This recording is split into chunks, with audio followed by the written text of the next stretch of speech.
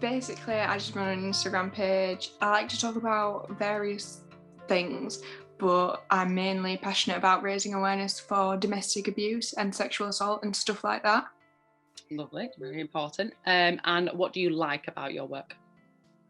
I think the thing I like the most is the connection with other people, making friends, especially because stuff like domestic abuse, sexual assault, it makes you feel really isolated and alone and different, and you blame yourself. You're like, what if it was my fault? And that sort of thing. So being able to connect with other people, hearing that people have had similar experiences and that we can make each other feel more empowered and more normal again. That is that's what I find really important and what's the word?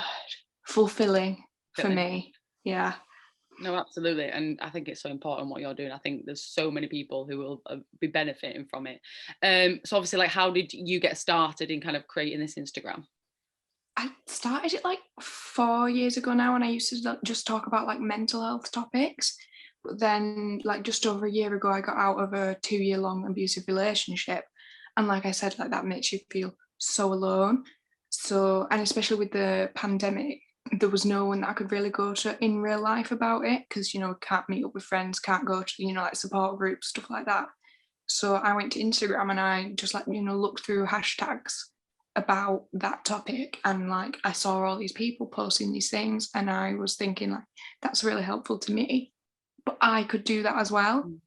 And that just inspired me to it's sort of using my trauma for something productive, channeling that anger and that sadness into something creative and productive, and it has helped me heal as well, talking to other people, knowing that you're not alone, being able to talk about your experience, because I didn't get any therapy or anything for it, so having an outlet to be able to talk and people to listen and say yeah, I've been through a similar thing, the way you're feeling is valid, that was just a big push for me to think yeah, I could talk about these things and make it into sort of a little blog about these sort of things. And I'm hesitant to use the word activism and activist, but advocacy, I'll call it that. That's, so I went down that route basically, and that's where I am today. I bet it's really been it's one of them things, isn't it, sometimes that we say things that we don't actually listen to ourselves, but I think the more you're pushing that that opinion and well, not even opinion, that fact, you've been able to kind of listen to it more yourself and be actually no, what I'm saying I need to preach and listen to myself. So that's quite important. Other people are saying, sorry, other people saying it back to you, I'll talk about, say, a certain issue I've struggled with, and I'll help other people with that issue, and then in return they'll be yeah, and you better take care of yourself as well. So it makes you want to do it as well for yourself. Absolutely. You can't take care of others if you can't take care of yourself. And things, isn't it? And so what would you say to anybody else starting out today? And obviously that can be creating an Instagram in the same way you have, or maybe directed at other topics kind of thing. Obviously connect with other people that post about that same thing, through searching through hashtags and getting mutual followers.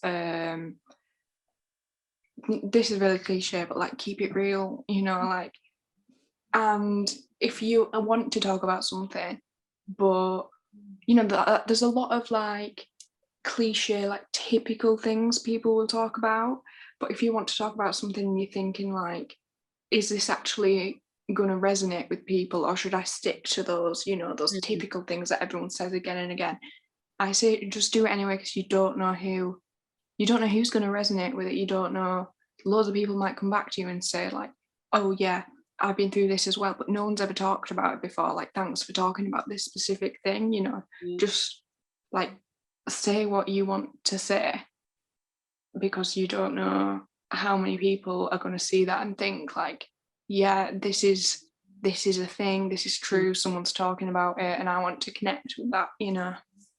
Yeah, I think, and it's something that I think, like, obviously I've seen with you that I think it's taken you a while was to actually say like no, like to be like, actually, I'm gonna Yeah, stop talking about that, or I'm not gonna address if you know that you can't come to me and expect me to yeah. like help you with that because When you talk about like such like sensitive topics, people like I'm glad that people feel like they can talk about their problems and they see me as like someone who isn't going to judge them for that sort of thing. But sometimes it does get a lot. Like people will send like paragraphs about their experience with like loads of details, and it I can be a bit like can't. you're not a therapist. You know, No. there's only so much you can give to people. And at that point, I think it's a good idea to have some like resources in mind, like helplines, charities, Yeah. places they can go, because people come to you with a lot Mm, of heavy stuff. You might have to say like, I'm just a person. yeah. Like I'm a therapist. I can't, guide you through this Mm, really complex situation. I don't know you and the ins and outs of your life. You're gonna have to, just talk to yeah. someone.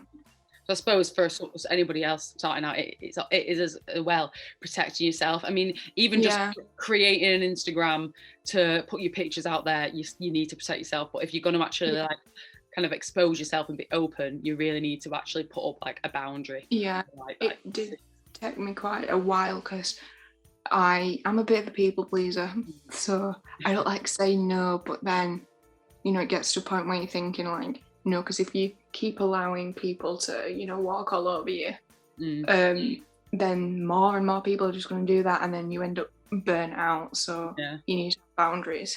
absolutely. You can't, and then you couldn't do what you've been doing because Yeah, you couldn't exactly. post the things or research the things that you've been posting because you'd just be replying to everyone's inbox all the time, and it's just Yeah, it's not sustainable. no.